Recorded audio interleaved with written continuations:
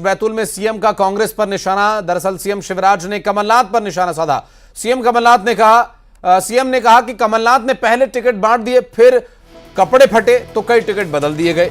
पूरी कांग्रेस कपड़ा फाड़ कांग्रेस हो गई है। बीजेपी को जनता का भारी समर्थन मिल रहा है। दरअसल कांग्रेस पार्टी की तरफ से टिकट में बदलाव के बाद बड़ा बयान मुख्यमंत्री शिवराज सिंह चौहान का।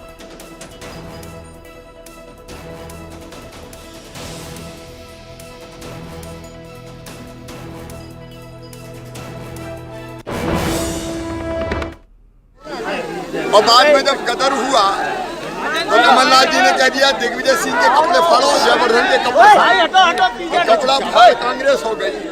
और बाद में जब फिर और गदर मचा तो अब कई टिकट बदल रहे, कुछ बदल भी दिए, तो टिकट बदल कांग्रेस हो गई। कांग्रेस घबराई है, परेशान है, समझ में नहीं आ रहा है क्या करें। भारतीय जनता पार्टी को जनता का समर्थन और आशीर्वाद मिल रहा है। मैं जनता का आभारी हूँ। और चारों सीटों पर कांग्रेस की तरफ से अपने उम्मीदवार बदले जाने पर कांग्रेस पार्टी की प्रवक्ता अलका लांबा का बयान सामने है। कांग्रेस की तरफ से उम्मीदवार बदलने पर अलका लांबा ने कहा कि गलतियां होती हैं, अब सुधार कर लिया गया है।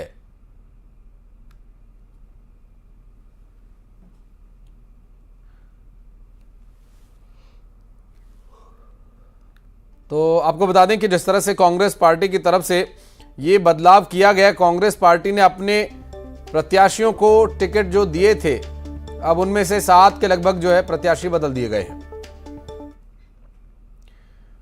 डिप्टी कलेक्टर रही निशा बांगरे ने एक बड़ा ऐलान किया। न्यूज 18 से बात करते हुए निशा बांगरे ने कहा कि अगर कांग्रेस ने टिकट नहीं दिया तो वो किसी और दल या फिर निर्दलीय भी चुनाव लड़ सकती हैं। निशा बांगरे ने कहा कि उन्होंने कांग्रेस को शाम तक का फैसला करने के लिए कहा है और बांगरे ने कल नामांकन भरने की भी बात कही है।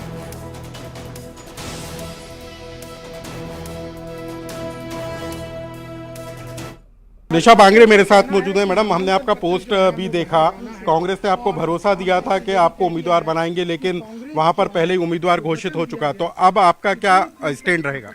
देखिए, कांग्रेस ने मुझे आश्वस्त किया था कि हम आखिरी 2 दिन तक इंतजार करेंगे।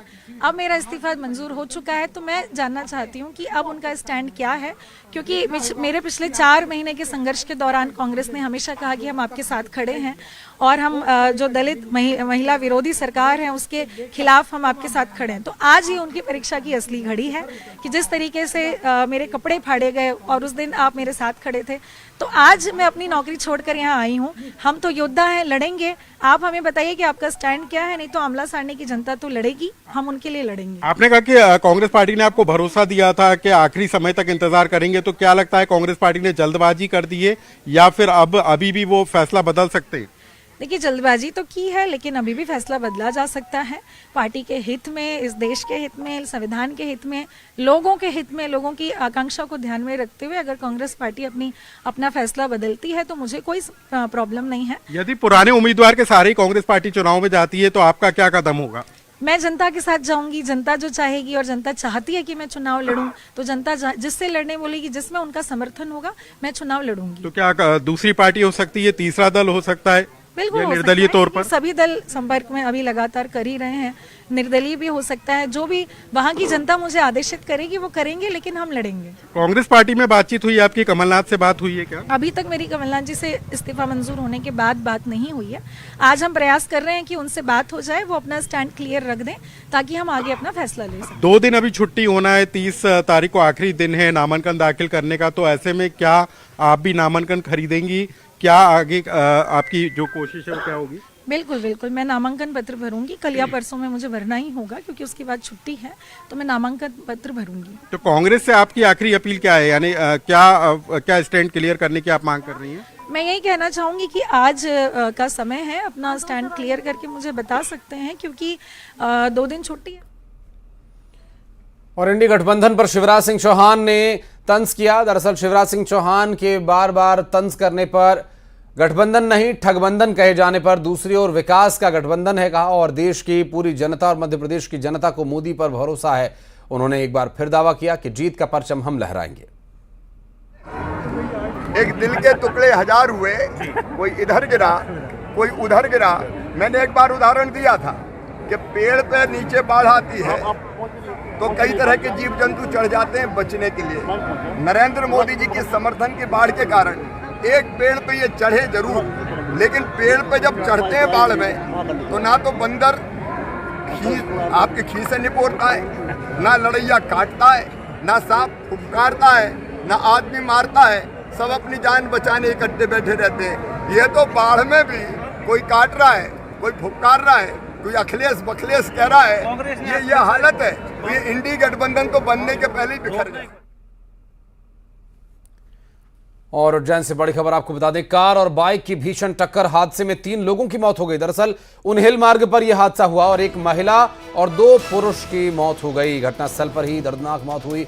घायलों को जिला अस्पताल पहुंचाया गया। उन्हेल थाना इलाके के कुंडला के ये लोग बताए जा रहे हैं जहां पर यह दुर्घटना हुई। दरअसल इस हादसे में भीषण टक्कर में 2 लोगों की जान चली गई। आपको बता दें कि 2 पुरुषों की और एक महिला समेत कुल 3 लोगों की जान चली गई इसमें। और हादसा उन्हेल मार्ग पर हुआ जहां पर एक महिला और 2 पुरुषों की मौत हो गई। घटनास्थल पर ही यह दर्दनाक मौत हुई। हालांकि घायलों को अस्पताल पहुंचाया गया जहां उन्हें ट्रीटमेंट दिया जा रहा है। इस दुर्घटना का जो कारण है अभी तक स्पष्ट नहीं हो पाया है। और हमारे सहयोगी अजय इस वक्त हमारे साथ फोन लाइन पर मौजूद हैं। अजय, कैसे ये हादसा हुआ, क्या डिटेल मिल पा रही है? ये देखिए, उज्जैन के उन्हेल रोड की घटना है। टोल प्लाजा के पास में उज्जैन की ओर से उन्हेल की ओर जा रही अर्टिगा कार ने 2 मोटरसाइकिल सवारों को टक्कर मारी है, जिसमें 2 महिलाएं और 2 पुरुष की मौत हुई है। घटना स्थल पर ही उनकी मौत हो चुकी है, जिसमें मोटरसाइकिल जलकर पूरी तरीके से खाक हो चुकी है। घटना की जानकारी लगते ही पुलिस मौके पर पहुंची और मृतकों को जो है उज्जैन जिला अस्पताल जो है पोस्टमार्टम के लिए पहुंचाया है। इसके बाद जो अर्टिगा कार में जो लोग घायल थे उनको उपचार के लिए पहुंचाया है। फिलहाल इस पूरे मामले में पुलिस जांच कर रही है कि आखिरकार घटनाक्रम कैसे हुआ है और इसके पीछे कौन दोषी है। इस पे जो है जांच करने के बाद ही आगे कुछ कह पाया जाएगा। इस हादसे में अभी स्थिति ये है कि 3 लोगों की मौत हो गई। घायलों को अभी हॉस्पिटल में एडमिट कराया गया, जैसा कि हमारे सहयोगी भी बता रहे हैं। बहुत शुक्रिया आपका इस पूरे मामले पर जानकारी देने के लिए। और इंदौर में एटीएम लूटने वाले गिरोह का पुलिस ने पर्दाफाश किया। दरअसल गैंग के 3 आरोपियों को पुलिस ने गिरफ्तार किया और पकड़े गए आरोपियों से 11,35,000 रुपए बरामद किए गए। राजस्थान के अलवर के रहने वाले ये सभी बदमाश बताए जा रहे हैं। हरियाणा, गुरुग्राम और जयपुर में ये वारदातों को अंजाम दे चुके हैं। अब तक पुलिस ने यहां पर कुछ आरोपियों को गिरफ्तार किया है, जिसमें 3 सदस्य बताए जा रहे हैं जिनके पास से 11 लाख रुपए से ज्यादा की रकम भी बरामद हुई है। एटीएम लूटने वाले गिरोह का पर्दाफाश हुआ है।